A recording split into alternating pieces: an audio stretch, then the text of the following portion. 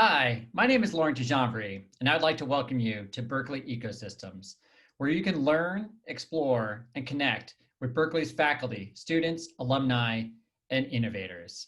Berkeley Ecosystems is a new initiative that aims to bring you insightful talks, panel discussions, resources, and engagement opportunities in the fields that are of most interest and value to you. This year, we are introducing our first 4 ecosystems, focusing on biotech pharma, energy, food tech, and advanced materials, products, and technologies. Please go to ecosystems.berkeley.edu to learn more about future programming and how to get involved. Thank you for joining us today, and go Bears. Hello.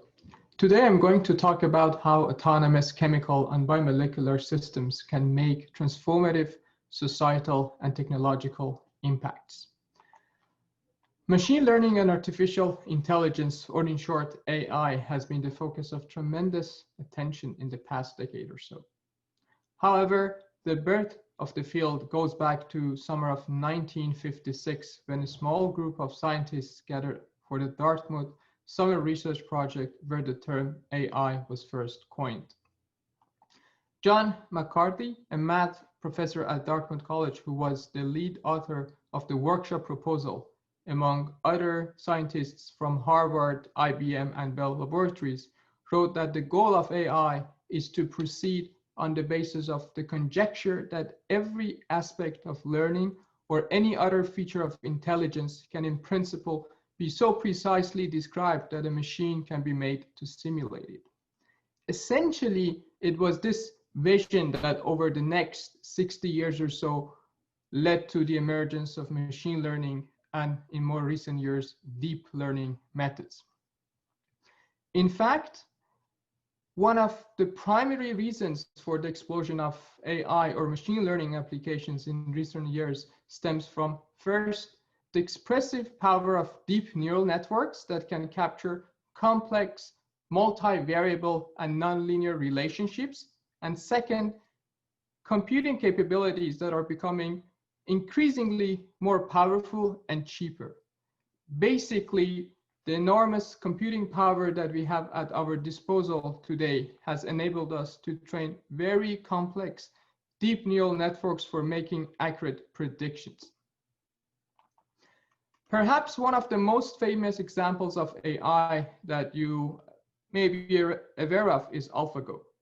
The ancient game of Go is a profoundly complex game that requires multiple layers of strategic thinking. So despite the fact that the rules of the game are well defined, the game complexity increases combinatorially. In 2016, AlphaGo beat one of the legendary Go players, and this was in fact widely regarded as a landmark achievement for AI at the time. Essentially, AlphaGo got to this point by leveraging an enormous amount of computing power and a huge data set for training, close to approximately 30 million human moves, plus self-learning, I mean playing against itself, to beat the master of Go. So there's this wild vision for autonomy and autonomous systems, ranging from autonomous transportation and cars, delivery services and systems, structural inspection, environmental monitoring using unmanned vehicles and advanced sensor networks, precision agriculture, which is becoming increasingly important for increasing crop yields while lowering the traditional levels of inputs needed for growing crops such as land, water, and fertilizer, to manufacturing and Industry 4.0, or the fourth industrial revolution, in order to enable vastly more efficient, more resilient, and more sustainable manufacturing of advanced materials. But really, an important question that I want to raise here is how far we are from this vision. In other words, how closely can games like Go resemble reality? In games, the rules are perfectly known. We can perfectly observe the opponent's move, and the end goal of the game is also perfectly known. This is a very ideal situation. In contrast, in reality, the system behavior is often too complex to be able to accurately model. Our sensing capabilities to observe the behavior of the systems can be limited and in fact subject to immense uncertainties. Also, the objectives of autonomy may not be well defined in real practice. And lastly, the environments in which the systems, the complex systems operate may again be too difficult to accurately model. So the focus of my research group at UC Berkeley is to address these challenges specifically toward achieving autonomy for chemical and biomolecular systems. Our research primarily relies on two pillars. First, machine learning, whereby we use data in tandem with mechanistic or physics-based knowledge of complex chemical and biological systems whenever available, to learn about these systems and also to be able to act upon these systems. So for example, we can use machine learning approaches to develop data-driven models for complex networks of chemical or biomolecular or biochemical reactions. Or we can leverage machine learning for deciphering hidden information from increasingly more advanced measurement techniques and experimental platforms such as spectroscopy, hyperspectral imaging, high throughput experimentation, and so forth in a more efficient as well as real-time manner. We can also use machine learning approaches to learn about the external factors or the environment that may perturb or act upon systems. For example, the environment that may perturb or act on chemical reactions or the environment in which living systems reside. So uncertainties are ubiquitous in models, sensing capabilities, and environments of chemical and biological systems. Therefore, the second pillar of my research is feedback control that inherently aims to reduce or mitigate the effect of uncertainties that primarily stem from lack of mechanistic understanding of the feedback of the system behavior. And feedback control essentially relies on measurement feedback to mitigate these uncertainties.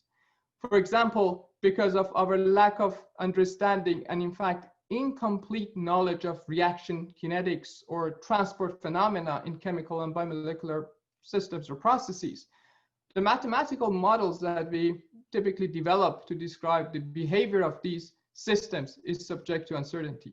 And therefore, we can leverage the power of measurement feedback to reduce these uncertainties.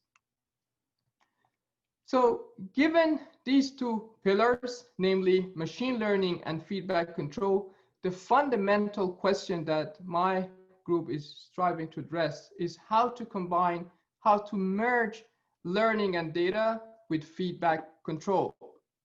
And here, really a grand challenge is how to incorporate high fidelity knowledge of complex system behavior based on the principles of physics, chemistry, and biology into these learning-based control paradigms.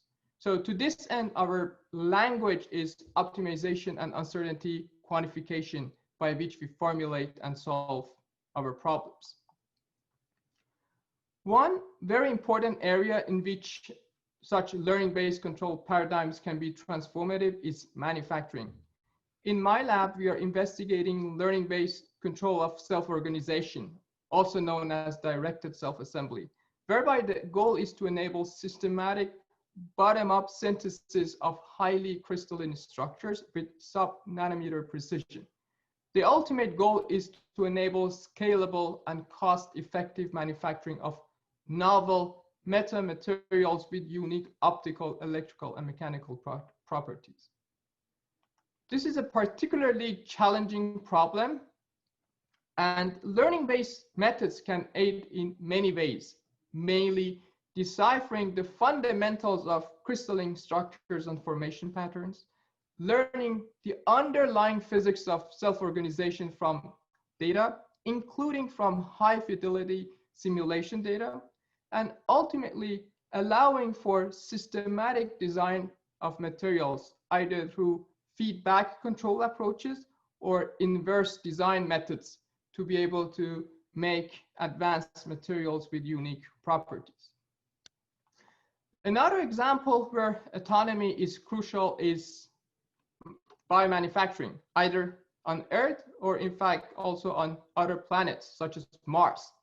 So really what we are trying to accomplish here is to support life on Mars by utilizing the in situ Martian resources such as sunlight, regolith, water, and so on to produce food, materials, and medicine using biotic or biological processes that essentially rely on carbon and nitrogen fixation. Really, the ultimate goal here is to support life in other planets or long-term missions. So one of the key challenges here arises from the fact that the integrated manufacturing system, or the so-called biomanufacturing for life support, is designed on Earth, but it is supposed to operate safely, on demand, and in fact, in an autonomous manner under the unknown environment of Mars, as well as under possibly tremendous mission uncertainties. This level of autonomy in such an uncertain environment will critically hinge on composition of deep learning, mission planning, and optimal control methods in a feedback loop. So here in this brief talk, I just gave two very different examples from my lab related to manufacturing, where autonomy can be transformative. Yet, I want to end my talk by stressing that the notion of autonomy and autonomous systems can greatly benefit a vast range of important chemical and biomolecular engineering problems with unprecedented societal impacts. These problems include basically harnessing the power of living systems for medicine, agriculture, and manufacturing, accelerating drug discovery to reduce the time to market of new drugs, to address global health crisis, very much like the one that we're currently facing, accelerating materials discovery for energy storage, and reliable utilization of renewable energy sources in a smart manner, along with fossil-based energy resources to hopefully address the climate change challenges.